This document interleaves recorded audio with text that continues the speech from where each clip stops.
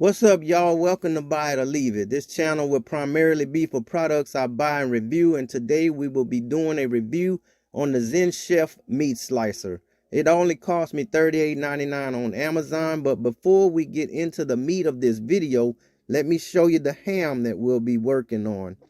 This ham is a Sugardale Prestige bone-in smoked ham that I got for $5.83 on sale. So what you're gonna see now in the video is that I've opened the ham and I'm trimming away as much of the fat as I can trim away off of this ham, so that we can leave only the best parts of the ham to cut up with this meat slicer that I'm gonna show y'all about. And right now you see me trying to get that bone out and trimming away some more of the fat and around that bone. Thought the bone was straight, but it was only straight at a certain point, and then it became pretty difficult to get that bone out. But that's the whole purpose, is to get it out. So I'm just meticulously slicing away, trying to get as close to the bone as possible. And I went ahead and time-lapsed this video, but as you can see, we now have the bone out, and look how much meat we are left with after we get this bone out. This is how much meat we have left after removing the bone. So here we have that ZenChef meat slicer that we're gonna unbox for you today.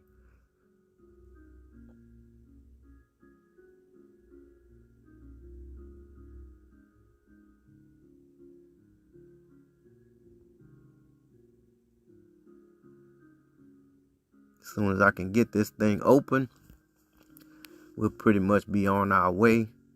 Just to give you a little insight, me and my wife, we started buying things in bulk a while back and storing things as we buy in bulk. We've been able to save a lot of money on this, and the other day we were actually at the store replenishing some food items, and I thought to myself, if we had a meat slicer, I wonder how much more we could save if we could just buy our meat in bulk and just slice it ourselves with a little bit of elbow grease. I was like, I'm pretty sure we can go ahead and save some money. So I didn't waste any time. Once we got back to the house, I jumped on Amazon and I purchased this meat slicer, and it was here within a couple of days. As you can see, as I removed the styrofoam and the plastic, just taking this thing right out of the box, it's already put together.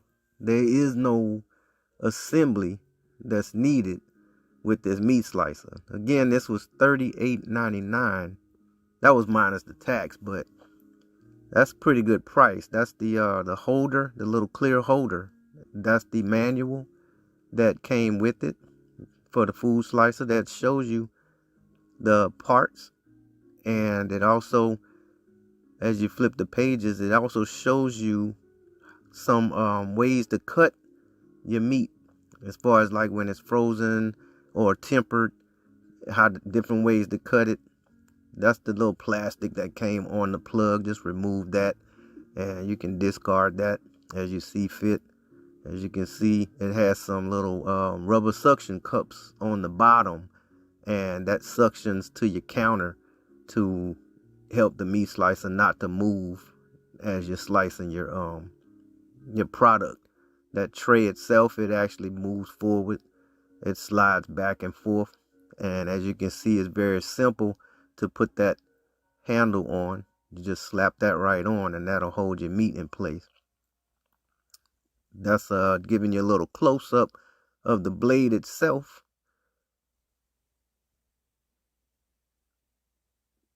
So as you can see, this is the back side of your meat slicer, and that is the dial that you turn left or right in order to change the thickness of your meat or cheese or whatever else you choose to cut. Just that'll change the thickness. There we go. I'll go ahead and show you a little bit about that blade. And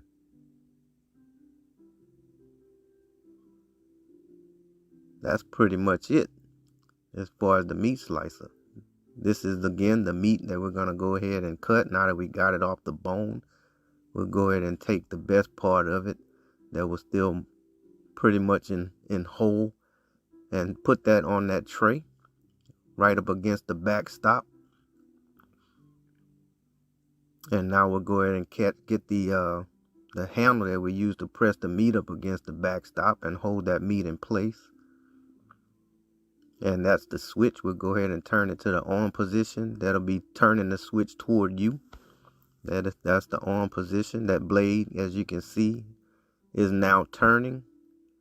And we'll go ahead. We've adjusted the thickness. That's why I'm showing you that.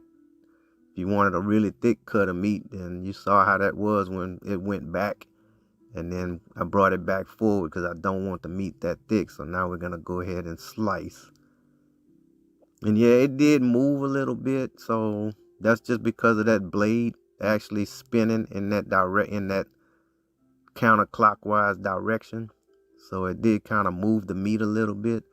But that first slice, as you can see, that was kind of on the small butt part of the ham. So it came out kind of small. But as you'll see now, the slices will begin to become more uniform. We'll get some pretty good slices off of this, as you'll see. And they'll even get better than this one right here as we go along. But this thing has been a very good purchase, if I can say so myself.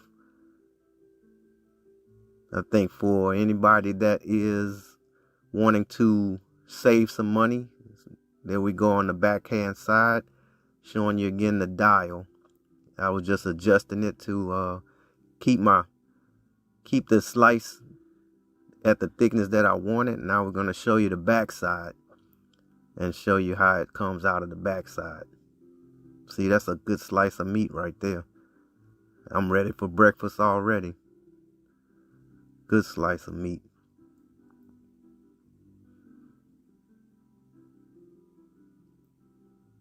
Just position it back on because, you know, some of the pieces were, as you can see, kind of coming off. And as you saw right there, that blade spinning in that counterclockwise direction kind of moves the meat. But it's neither here nor there. It's not the most difficult thing to just reposition it in place and get it set for the next cut. But it slides pretty well. It's a pretty good machine, I would say, for $38.99, and being able to save money on the back end by putting a little work in to slice your own product.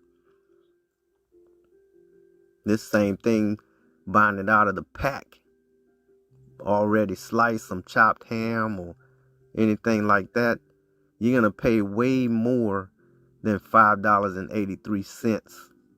And I believe the label said this was a 6.01 pound ham. So for 6.01 pounds of processed ham, and as you can see, this is how much ham we came out with.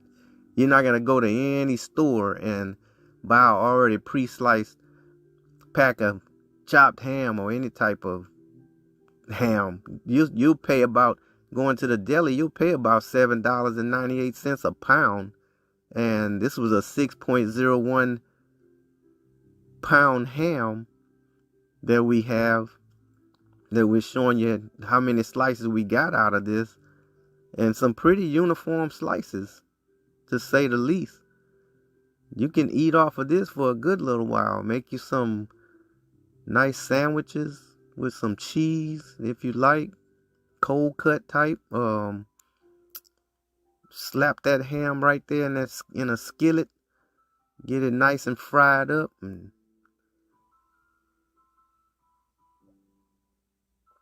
any way you want it.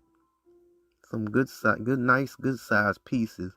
And here's the scrap meat that you can use for cooking meat. I don't know if you like cooking collard greens or mustard greens or any type of navy beans, northern beans. You got cooking meat right there. So we didn't waste anything. Now we're going to show you that how to store it. We're just storing it away. That's some wax paper that we have. And I'm going to go ahead and store that away.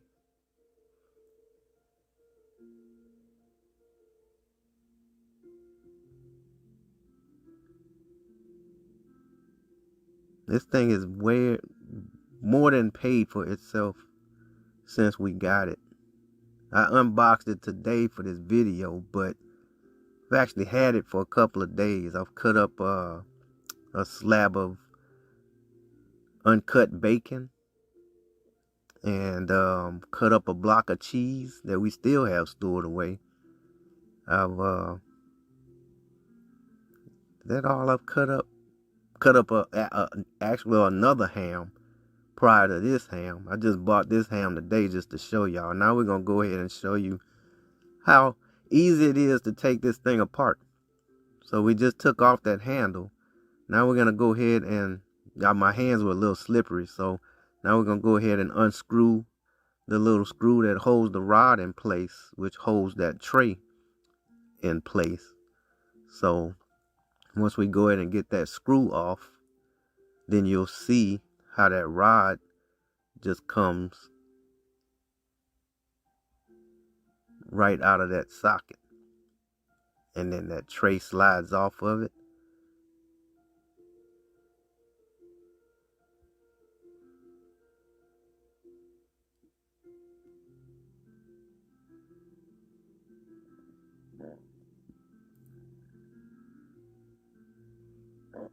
We'll just throw that in the sink right there. That piece came off, so I'm just putting that back on. It just came off of that other end.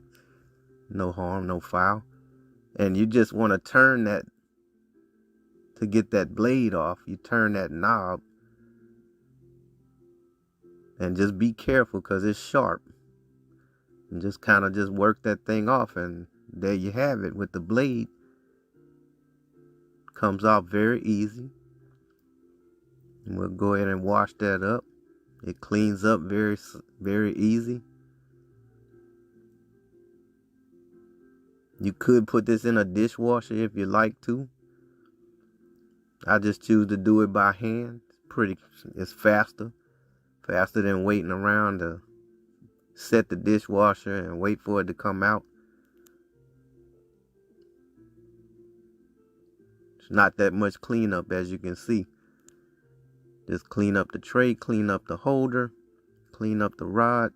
There's got a little soapy rag just to clean. You don't want to immerse any of this meat slicer in any type of water or throw that in the dishwasher. That's why you see me cleaning it off by hand. So I just got a little soapy rag and I'm just cleaning it off front and back. Making sure not to get too much water in any portion of it. Just get a nice little coat of soap on it. Cleaning off the sides. As you can see, the back is pretty much easy to clean up as well. Soapy rag, get the meat off of it.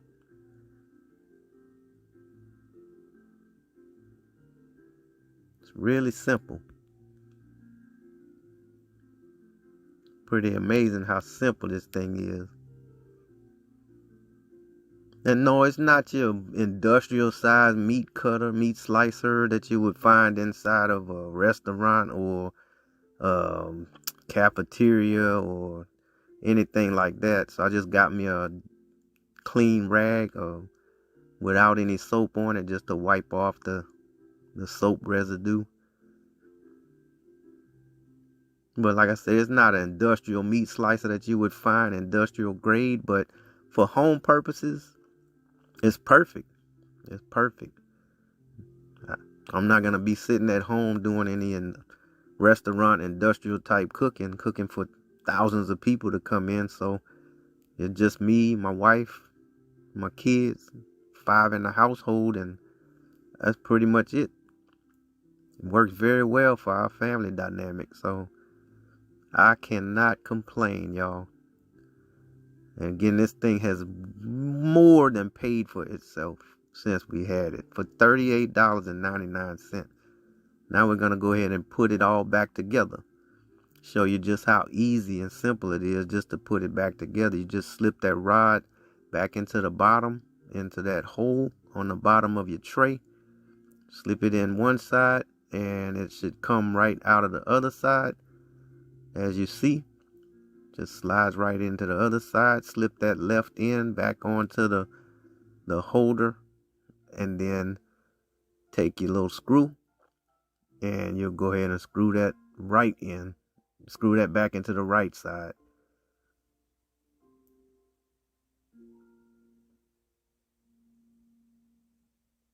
Now we have that. Go ahead and take your blade very carefully again, because that thing is sharp.